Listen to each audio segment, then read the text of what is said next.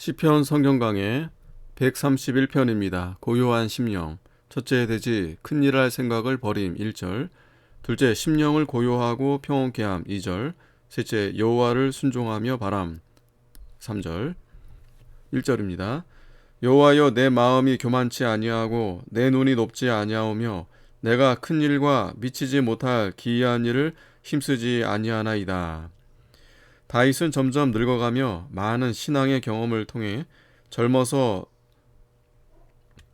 눈이 높았던 것과 큰일 할 생각을 가졌던 것을 버리고 깊은 신앙의 세계에서 심령이 고요하고 평온한 자리를 찾아 하나님 한 분으로 만족한 생활을 하는 것을 소원한 것입니다. 마음이 교만치 아니하다는 것은 참으로 겸손한 자리에 처하는 것을 가리킵니다. 이런 사람이 진리 가운데로 들어갈 수 있습니다. 마음이 교만한 사람은 하나님께서 반드시 심판하십니다. 잠언 18장 12절에 사람의 마음의 교만은 멸망의 선봉이요 겸손은 존귀의 앞잡이니라 하고 있습니다. 베드로전서 5장 5절에도 젊은 자들아, 이와 같이 장로들에게 순복하고 다 서로 겸손으로 허리를 동이라. 하나님이 교만한 자를 대적하시되 겸손한 자들에게는 은혜를 주시느니라 하고 있습니다. 바벨론 왕 느부갓네살은 교만하기 때문에 하나님의 심판을 받아 망했는데, 그가 바벨론을 내가 건설했다, 내 도성이다, 내 영광을 나타낸 것이다 하며 나 소리를 3번 해다가 망했습니다. 하나님이 한 것을 자기가 한 줄 알고 하나님의 것을 자기의 것으로 삼고 하나님께 영광을 돌려야 될 것을 자기가 받았기 때문에 하나님이 진노하셔서 징벌한 것입니다.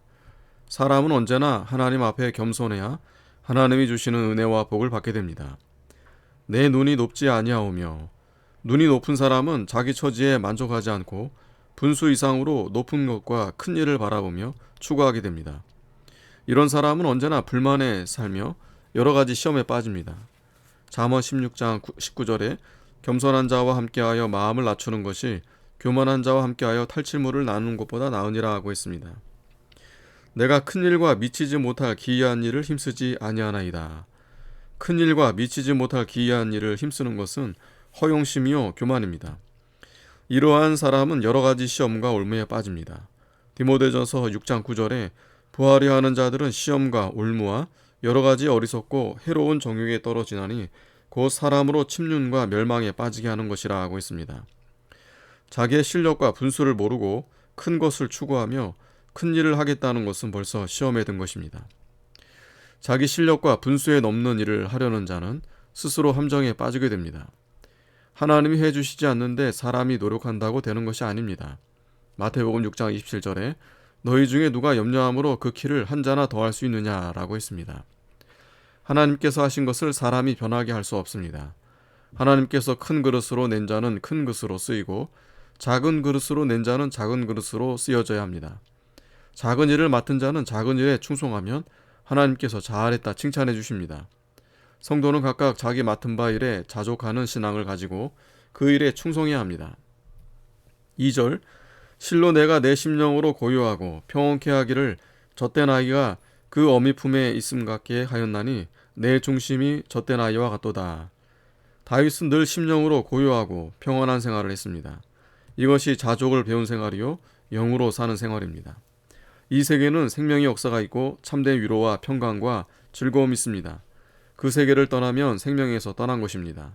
마음이 뒤숭숭하고 복잡하여 불만에 살며 싸우고 다투게 됩니다.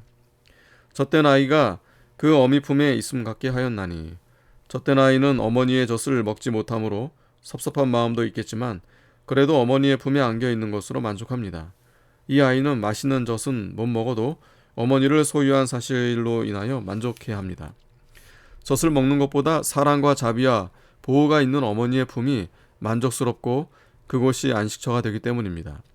성도들도 아이가 젖된 것처럼 과거에 좋아하던 세상 것들을 다 떼어버리고 하나님 한 분으로 만족하는 신앙을 가져야 합니다. 사도 바울도 과거에 자랑하며 좋아하던 모든 것을 다 배설물로 여기고 그리스도 한 분을 아는 것으로 만족한다고 했습니다. 성도는 예수 그리스도 한 분만으로 만족하고 심령이 고요하고 평안한 자리에서 살아야 합니다. 3절, 이스라엘아 지금부터 영원까지 여호와를 바랄지어다. 모든 택한 백성은 영원토록 하나님만 바라보고 살아야 합니다. 하나님을 바라보고 산다는 것은 첫째, 자기 할 일을 하면서 하나님이 해주시기를 대망하는 것입니다.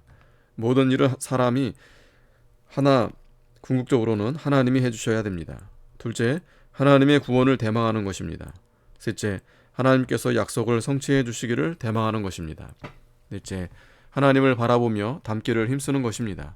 성도는 금생과 내생에 영원히 하나님 닮기를 소망하며 날마다 나아가야 합니다. 아멘.